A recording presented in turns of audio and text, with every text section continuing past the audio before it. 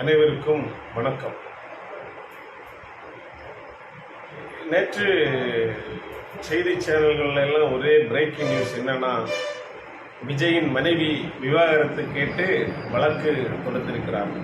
பொதுவாக குடும்பத்தில் கணவன் மனைவிக்குள்ளால் ஒத்துப்போகலைன்னா விவாகரத்து கேட்கலாம் என்பது ஒரு சட்டப்பூர்வமான அங்கீகாரம். அந்த சட்டத்தின் வழியாக நீதிமன்றத்தை நடிகர் விஜயின் மனைவி சங்கீதா அவர்கள் நாடியிருக்கிறார்கள். அது நேற்று ஒரு செய்தியாக வந்தது. அந்த செய்தி வந்ததுல கூட ஒன்றும் பிரச்சனை இல்லை. ஆக்சுவலி ஒரு பிரபலமாக இருக்கக்கூடிய ஒரு நபரின் மனைவி விவாகரத்து கேட்கும்போது அது ஒரு மிகப்பெரிய செய்தியாவது இயற்கை. இதற்கு முன்னாலும் நம்மளுடைய நடிகர்கள் பிரசாந்த் போன்ற பல்வேறு நடிகர்களுடைய விவாகரத்து செய்திகள் எல்லாம் தமிழ்நாட்டு முழுவதும் மிகப்பெரிய செய்தியாக மாறிப்போகுது.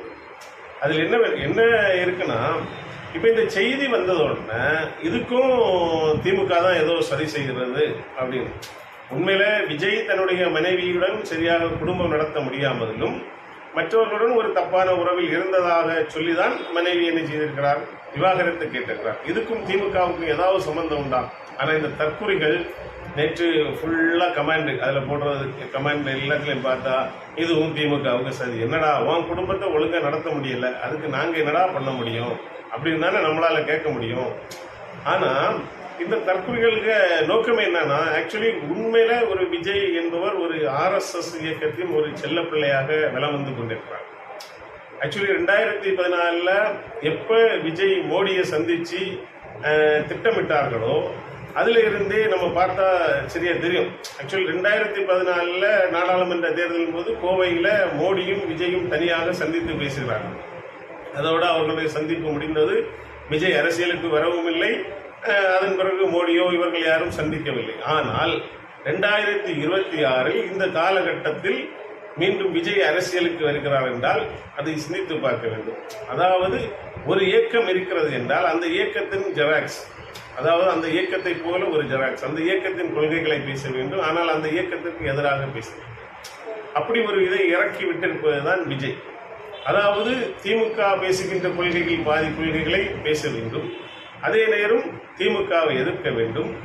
அதாவது திமுகவுக்கு ஆதரவாக இருக்கின்ற கொள்கை ரீதியான வாக்குகளை எல்லாம் தன்னிடம் வாங்கிக் கொள்ள வேண்டும் என்ற ஒரு கான்செப்ட் மட்டும்தான் விஜய்க்கு கொடுக்கப்பட்டிருக்கின்ற அசைன்மெண்ட். நிச்சயமாக விஜய் தெரியும் நம்ம வெற்றி பெற மாட்டோம், அதாவது வெற்றி பெற மாட்டோம் என்று தெரிந்தும் விஜய் இந்த தேர்தலில் போட்டியிடுகிறார் என்றால் அதன் பின்னணியில் RSS இருக்கிறது என்பதுதான் உண்மை. அதாவது விஜய் அதுபோல விஜய் போய் பேசக்கூடிய ஒவ்வொரு மீட்டிங்ல விஜய் பேசுறதெல்லாம் பார்த்தா ரொம்ப வித்தியாசமாகவே இருக்கும். அதாவது ஒருத்தனை யாராவது சும்மா இருக்க ஒருத்தனை பார்த்து கல்லெடுத்து எறியணும், அப்படித்தானே? கல்லெடுத்து எறிஞ்சா இவன் என்ன இறஞ்சி போட்டான், நீ என்ன இறஞ்சி போட்ட, நான் உன்னை விட மாட்டேன்னு சொன்னா நியாயம் இதுன்னு பார்த்தா. ஆனால் நம்முடைய தமிழக முதல்வராக இருந்தாலும் சரி, அவர் திராவிட முன்னேற்ற கழகத்தினராக இருந்தாலும் சரி, விஜயை யாருமே என்ன செய்யல, கண்டுக்கவே இல்லை. அதாவது விஜயை கண்டுக்க வேண்டிய அவசியமே இல்லை. நாம் இன்று மிகப்பெரிய எதிரிகளோடு போராடி கொண்டிருக்கின்றோம். மிகப்பெரிய எதிரிகள், அதாவது டெல்லியை ஆட்சி செய்கின்ற எதிரிகளோடு சண்டையிட்டுக் கொண்டிருக்கிறோம். அதாவது தமிழ்நாட்டு உரிமைக்காகவும் தமிழ்நாட்டு மக்களின் நலனுக்காகவும் சண்டையிட்டுக் கொண்டிருக்கும் போது நம்ம இந்த விஜயெல்லாம் நம்ம பார்க்க வேண்டிய அவசியமே திராவிட முன்னேற்ற கழகத்துக்கோ தமிழ்நாட்டு மக்களுக்கோ இல்லை. சினிமா நடிகர்கள் என்ற ஒரு முறையில் ரசிகர்கள் விஜயை பார்ப்பதற்கு ஆவலோடு வருவார்கள், முண்டியடிப்பார்கள். ஆனால் அந்த இடத்தில் கூட அதை சரியாக ஒழுங்குபடுத்த முடியாமல் அதனால் ஏற்பட்ட துயரத்தை கூட மற்றவர்கள் திமுக மீது பழியை போட்டு தப்பிக்க பார்த்தவர் தான் விஜய். எப்பவுமே திமுக எதிர்ப்பு ரெண்டு பேருக்கு தான் போட்டி. அது என்ன போட்டினே நமக்கு தெரியல. இப்ப பார்த்தா போட்டி யாருக்கு எல்லாம் நடக்குதுன்னு நமக்கு தெரியுது. சமீபத்தில் நயினார் நாகேந்திரனும் அதை பற்றி பேசினாரு. ஆனா நயினார் நாகேந்திரன் பேசினதை பற்றி யாருமே என்ன கண்டுக்கல, புரியுதா? அந்த அளவுக்கு என்னது விஜய் திமுக மீது ஒரு இந்த இளைஞர்கள் மத்தியிலும் இந்த இளம் பெண்கள் மத்தியிலும் ஒரு வெறுப்பை கட்டமைக்க வேண்டும் என்றுதான் RSS-ஆல் விஜய் இங்கே இறக்கி விடப்பட்டிருக்கிறார் என்பதுதான் உண்மை. இந்த உண்மையை நம்ம எந்த சூழ்நிலையுமே மறக்க முடியாது. அதுதான் விஜய் இப்போ ஒவ்வொரு இதிலையும் செய்து வருகிறார். கொள்கை எதிரியாக பாஜகவை பிரகடனப்படுத்தினார். ஓகே, நல்ல விஷயம். அந்த கொள்கை எதிரி திருப்பரங்குன்றம் விவகாரத்தில் அது கொள்கை ரீதியாக பாஜக என்ன பண்ணிச்சு, திருப்பரங்குன்றத்தில் சில வேலைகளை செய்து. அப்படி என்றால் அந்த கொள்கை தனக்கு இந்த கொள்கை இருக்கிறது என்று நிரூபிக்க வேண்டும் என்றால் பாஜகவை எதிர்த்து ஒரு சின்ன அறிக்கையாவது விட்டிருக்க வேண்டும் அல்லவா? விடவில்லை. ஏனென்றால் இங்கே பாஜகவை எதிர்த்து அறிக்கை விட்டால் அவர்கள் விஜயை இறக்கிவிட்ட கான்செப்ட் போய்விடும்ல. அதுதான் உண்மை. அந்த அளவுக்கு என்னது விஜயுடைய செயல்பாடுகள் இருக்கிறது. அது மட்டும் இல்ல, இதுவரை எத்தனையோ தேர்தல் பார்த்திருக்கோம்.